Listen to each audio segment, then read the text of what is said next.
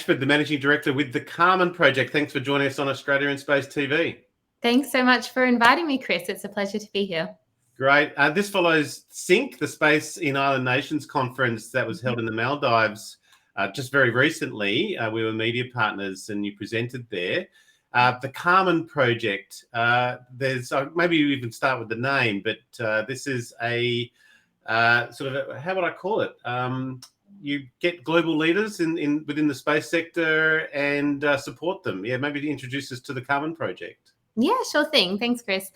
So the Karman Project is a nonprofit foundation. We were founded at the end of 2019, so we're now sort of in our fourth year of existence. And essentially what it's really about is gathering stakeholders in space, so people who have been very much recognized for their leadership, their care, and very much the potential that they have in space.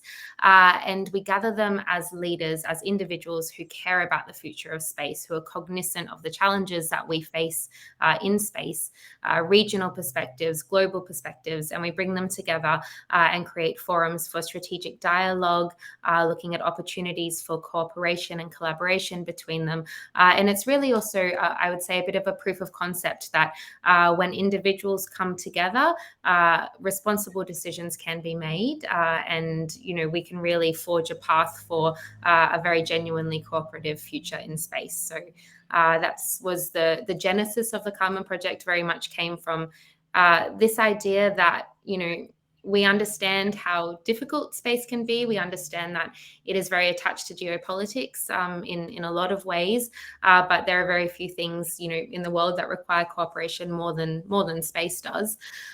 So it was the initiative of a number of leaders in space who were at very senior levels in their careers, and they realized through all of their collective experiences that when individuals are empowered to understand their responsibilities and to form very genuine relationships with leaders of other nations and other disciplines within space, that is a very powerful thing. So that was the genesis of building a community to facilitate those types of relationships and very genuine dialogue. And yeah, so you've got a cohort that's just been released for 15 space leaders. Is this an annual thing? Is it limited by number? How do you come to the 15? Yeah, sure.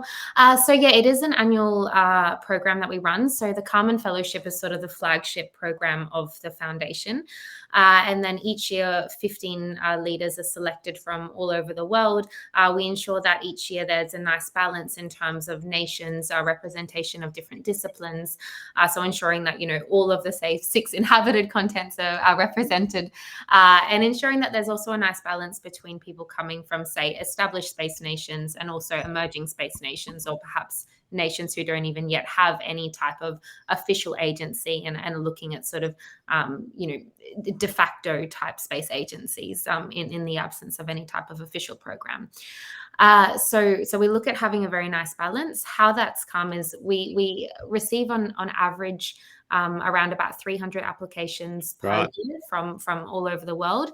The Carmen team, together with the board of directors, shortlist those applications into 50.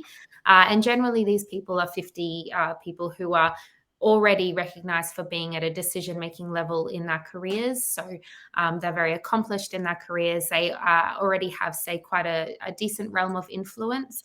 But what they're really looking at is understanding how to exercise that influence responsibly and how to amplify that impact. So they're already at a reasonably senior decision-making level. And then what we do is we present those 50 people to an independent selection board. So that selection board changes each year. It's also curated to reflect that diversity of disciplines and nations that we want to see reflected in the final cohort of fellows who are awarded fellowships.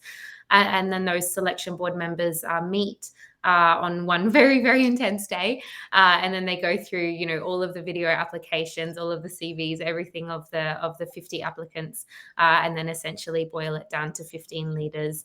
And as I said, because the top 50 are already, very exceptional people, often it does come to, this balancing act of, okay, who do we want represented in this cohort, and what's a nice balance, and what different conversations may be had if we bring these types of people people together. So we also ensure that beyond the programming offered to the 15 Carmen Fellows each year, we also have programming that's offered to those top shortlisted candidates as well, because they've already demonstrated, their leadership and their initiative and their genuine willingness to engage in such dialogues. So we also make sure that we have activities and programs that are offered to them throughout the year. Yeah, look, I definitely get the fellowship. What's some of the outcomes that you would expect, or the obligations on the fellows themselves? Yeah, that's a really good question. So the program's designed around 3 core pillars. So we have leadership, dialogue, and action. So obviously the first outcome that we hope for is to amplify the leadership of the fellows. So that's very much focused around working with different partners globally who are experts in things, say ethical leadership or responsible leadership. So ensuring that these people are very cognizant of, as I said before, their realm of influence and how to exercise that responsibly. So, with any level of leadership comes great responsibility. And we really believe that. And we believe that, it's not just up to, nations or organizations or governments to exercise that responsibility. Oftentimes, we forget that it's just people who are making these decisions. It's humans at the end of the day. So ensuring that people are very conscious of, how they might make decisions or what biases may exist in those decision-making processes is very important. So we work with them and different partners who are experts in things like ethical leadership to increase that awareness and those skills.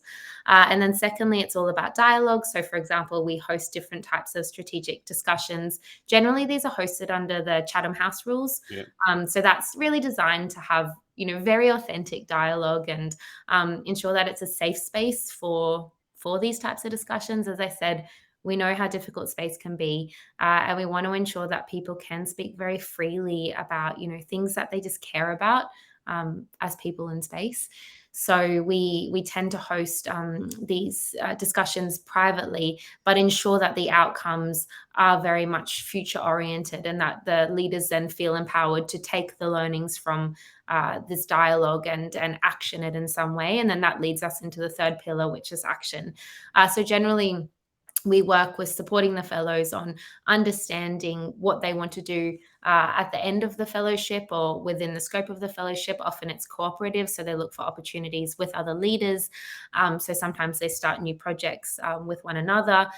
They'll look at creating, we've had people who have looked at and created nonprofits around space education. Some of them have banded resources together to give, say, internet access via Starlink to remote and rural areas who have never had access to any type of, connectivity before, let alone the sort of curriculum that can come after achieving that connectivity. So ensuring that they sort of can provide those types of resources to particular communities for capacity building, for example. And then a lot of them are really looking at, okay, what are they doing in their day-to-day work, whether it's in their capacity as, say, astronauts, space agency directors, leaders of big companies like Blue Origin, SpaceX, working on programs like Orbital Reef or whatever it may be, looking at what they can implement that will make space, more secure, that will tackle things like space debris and how we deal with space traffic management, that will look at things like how to genuinely make space data more available to those who need it most. So really looking at, okay, what can they already have, what's already within their decision-making power, Yep. and then how to leverage that for the betterment of not only the space community, but humanity more widely. So in that sense, it's, we really work with them to understand what their realm of influence is and then how to make sure that's as impactful as possible. Well, I was going to ask, what are some of the key challenges that are sort of bubbling to the surface? You mentioned ethics. Mhm. We're hearing a lot on space sustainability.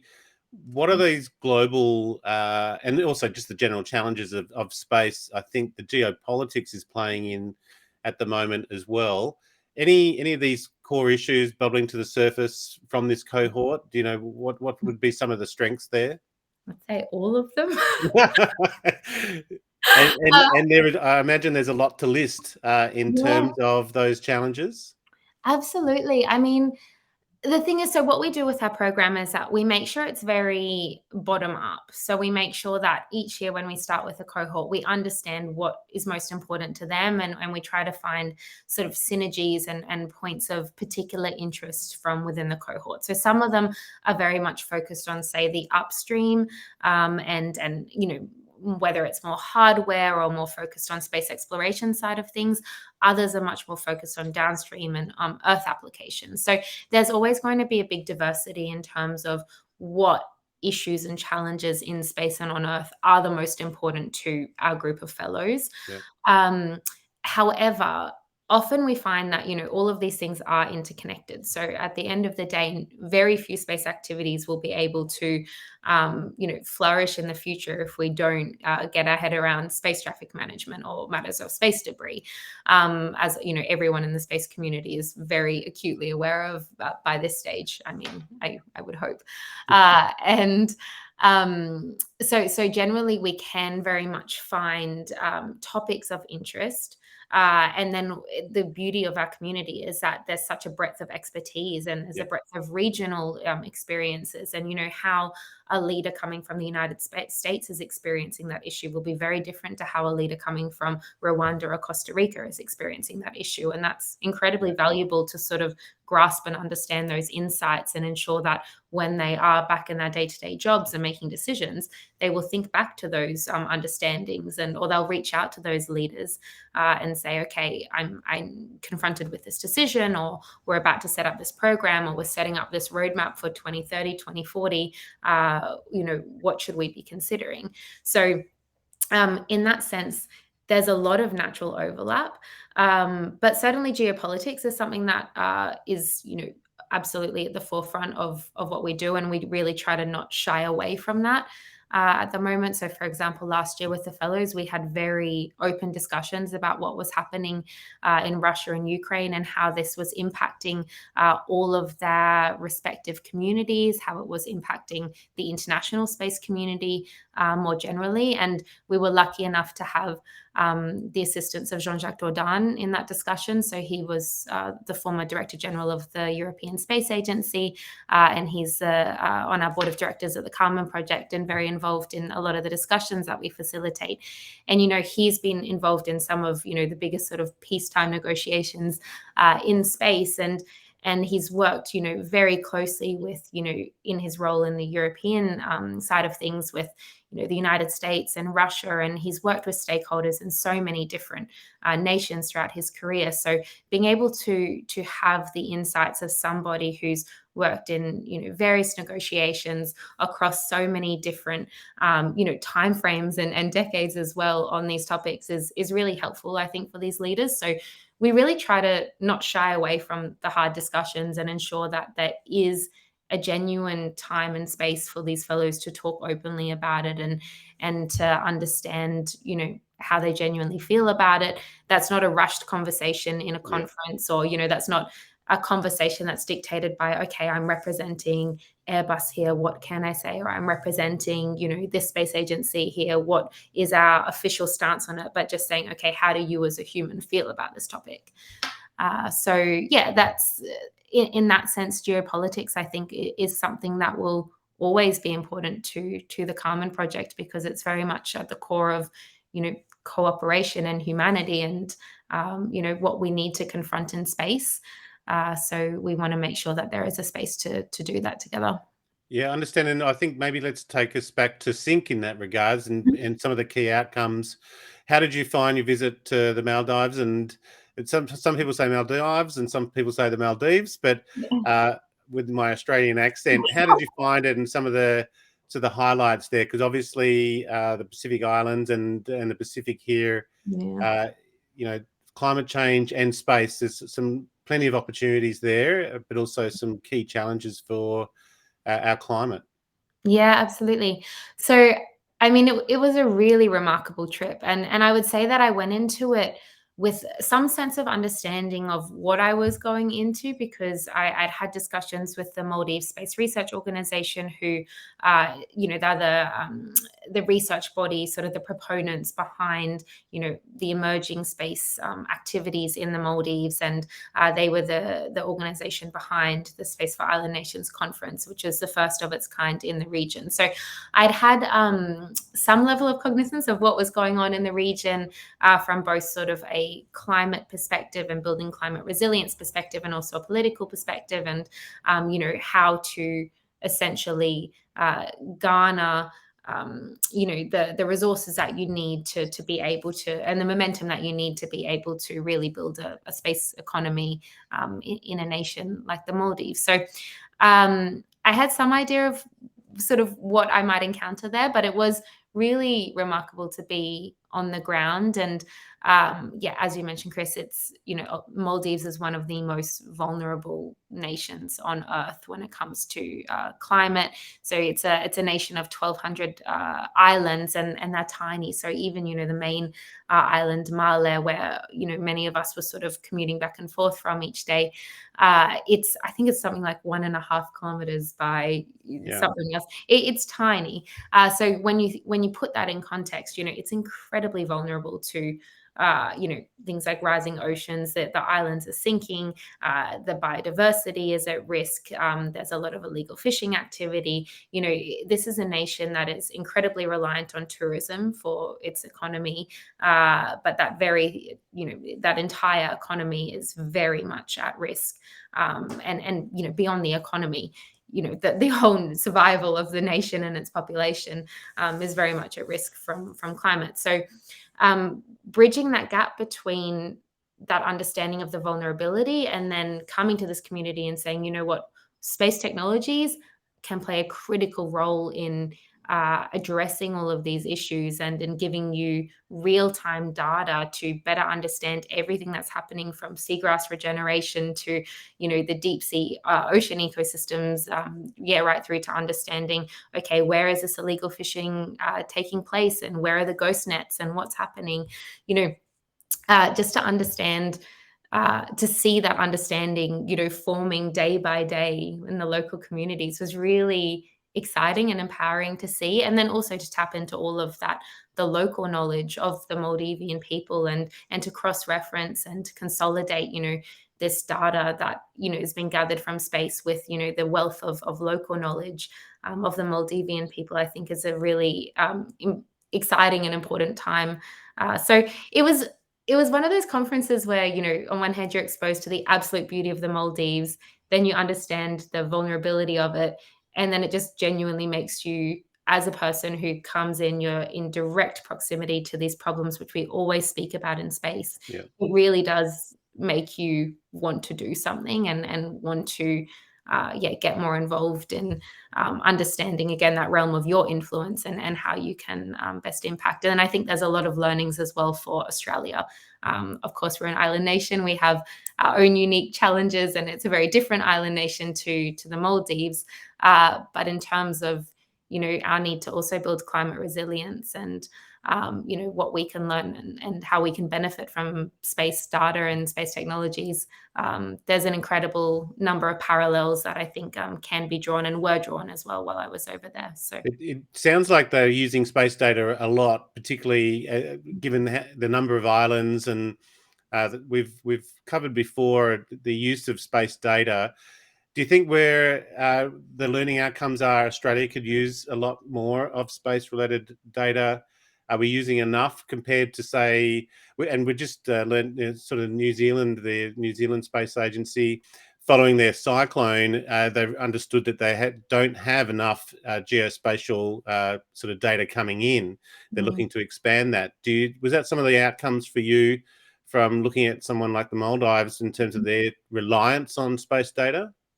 Yeah, so it's quite interesting, and I mean, to be honest, I don't really know the level of data that is currently being used in the Maldives, and if I understand correctly, they don't. Well, they definitely don't have their own sovereign satellite or anything happening in terms of their own monitoring capabilities. I believe that there's, and resulting from sync, I think that there's quite a lot of excitement and talk about potential of launching their own satellite, or perhaps joining up with some of the other neighboring nations along the equator to perhaps have some type of equatorial satellite that can collect data for them. I know that they've been doing some surveillance projects in the region, and they were starting to do some very early looks at what they could learn from that data. So my understanding, and this may not be correct, was that Australia is probably far more advanced, at least at this stage, in terms of how we are already tapping into and using satellite data. But I think what was really interesting was also looking at, the abundance of data. And I remember this from when we had, all of our big fires. Australia was inundated with data from all over the world. And it was more about our ability to interpret that data in real time and make that actionable and understand, really what we can do with that in real time to make quick decisions in a disaster management scenario. And then also ensure that we have proper predictive modeling for the future. My understanding is that, and based on many conversations I had there, is that there's actually a lot more scope in terms of the data aggregation side of things, and a lot more growth needed for island nations in particular, or indeed for any nations who are particularly vulnerable to the disasters that will come from a rapidly changing climate. That data aggregation is sometimes even more important than the availability of data in the first place, because at the end of the day, if you get inundated with data and you have no resources or means to interpret and action that data in real time, then it's somewhat useless to us. Well, it sounds like an opportunity for Australia potentially as well to reach out to island nations in the Pacific and elsewhere to provide that data. One last thing I wanted to cover with you, and hopefully we will reach out to SYNC and the Maldives Space Organisation as well and learn more about that. But one thing, looking at your antecedents, you're a lawyer, you studied at the Space University. What was your journey into space? And being you're up in Brisbane, so it's great to see an Australian representative as managing director of the Karman Project as well. How did you come to be the managing director out of Brisbane? Yeah, so I'd say my journey into space was a series of wonderful accidents and opportunities. As you mentioned, I started my career as a lawyer. Working in Brisbane, I worked in a wonderful law firm here for 5.5 years. And then I decided to journey overseas, and I moved to Berlin and lived and worked in Berlin in Germany for almost 6 years. And in that time, I transitioned into the startup and innovation ecosystem and was exposed to a whole heap of, different technologies and verticals of innovation. And then it was in that world that firstly I understood, the application of legal skills outside of, being a lawyer in a law firm, and that strict sort of realm of, steps in the legal profession that I had been exposed to in Australia. So it sort of opened my eyes to the fact that there were so many avenues. And this is something I'm a big proponent of as well for people entering in space. There are so many, realms and fields out there that require people with different skills that we're just not even aware of. Back when we're at university, we tend to think, okay, this is a path we should take, or this is the only path available to us. But understanding that there something, fields like space or different fields of innovation very much need people with skills in advocacy and particular types of say decision-making and abilities to bring people together and negotiate, and skills in diplomacy. And that's something that I really learned when I was living and working in Berlin. And then I became exposed to the space community when I was there, and just sort of started being a little nerd and going to lots of different space meetups, and absolutely loved it. And I became really, I suppose, acutely aware of how space was so well positioned to solve some of the most time-critical challenges which we face on Earth. And that was really a bit of a click, like a wow moment for me in saying, okay, this is a field that requires international cooperation more than anything else I've ever come across. And of course, that's something that was very interesting to me from a legal background and an international relations background.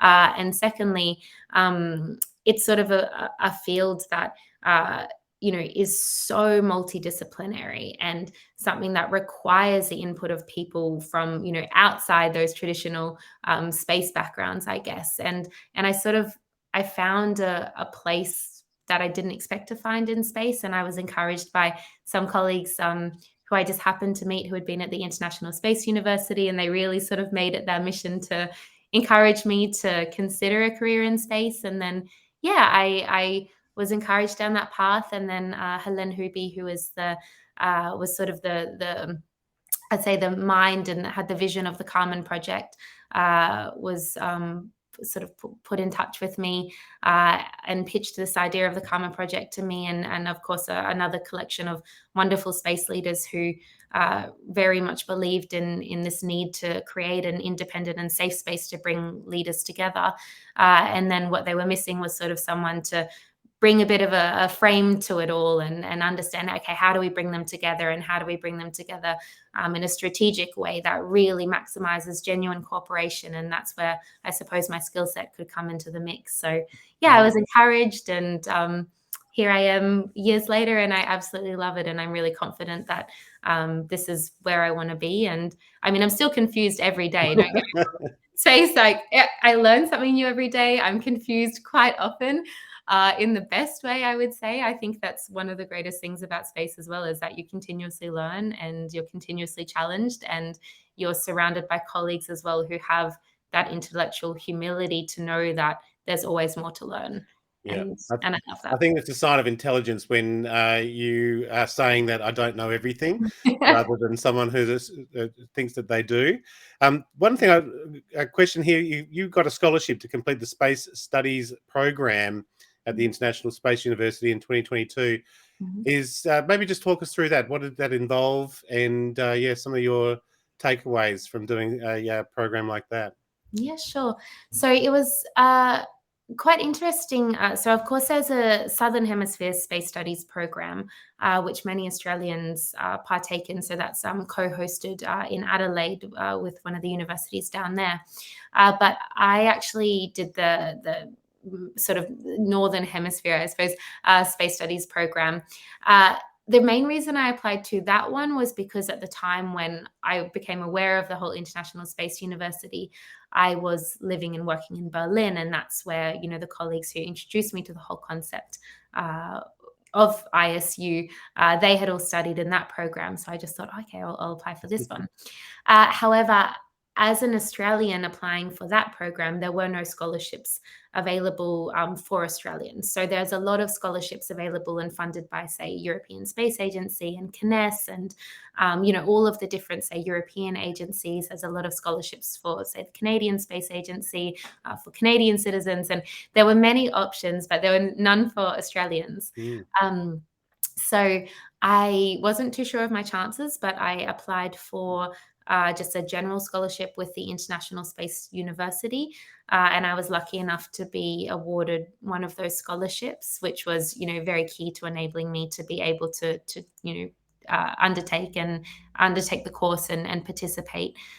So yeah, essentially I headed over to Portugal just last year. I was meant to go the year before, but then in the meantime, I'd moved back to Australia. We were locked down, as everyone knows.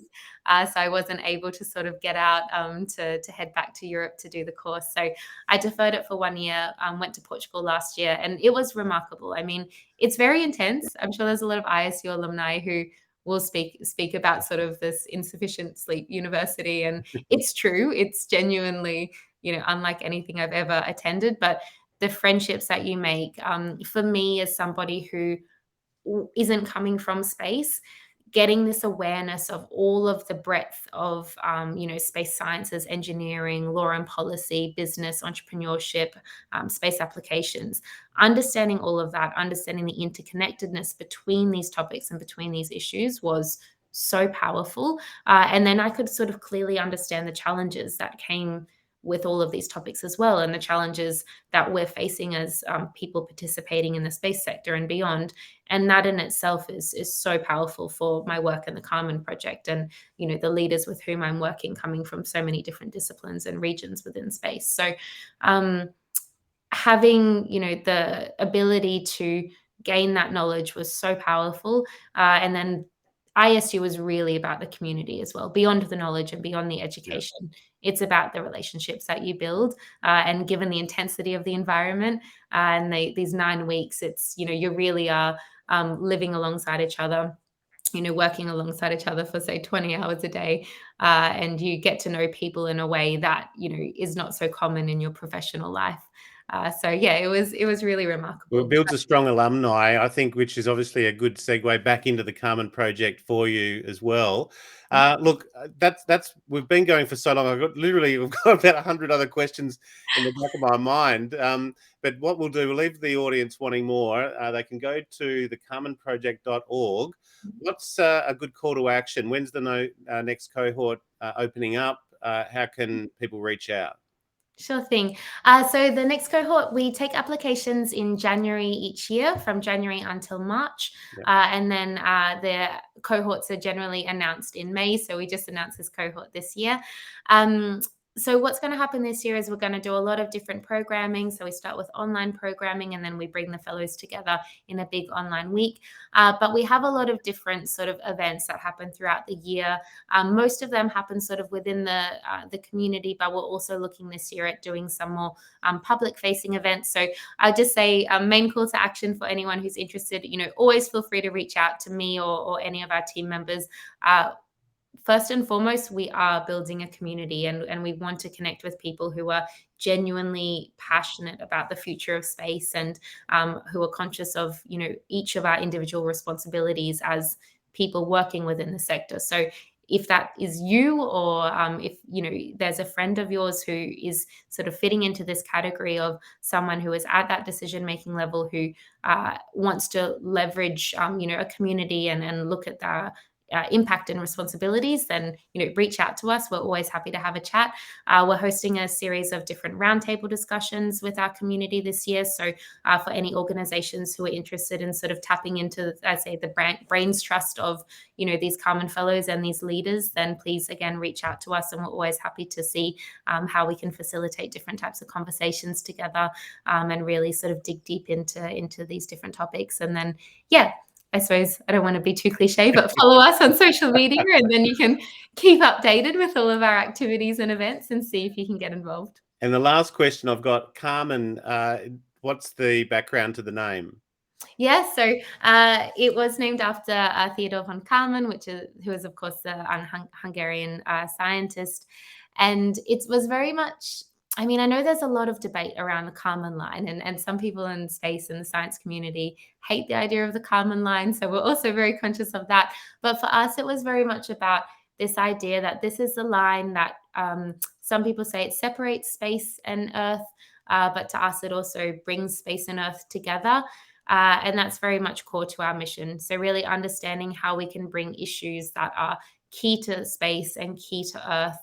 Space is about transcending borders, and for many, the Karman line is a border of sorts, but for us, it's also about transcending that border and showing how we can bring space and Earth together, and how we can unite leaders around a common cause. Beautiful. And a lovely way to finish as well, Hannah. Hannah Ashford, there in Brisbane. It's great to see an Australian leading the Karman Project, given the work that you do. Very interesting and very important, I would say. Managing director there, and you've got the carmenproject.org. We'll have the links in the show notes, and also the recent 15 fellows that were announced. We'll have the link in there for that cohort. So Hannah, thank you so much for joining us today on Australia in Space TV. Really appreciate your time. Thanks so much, Chris. Thank you.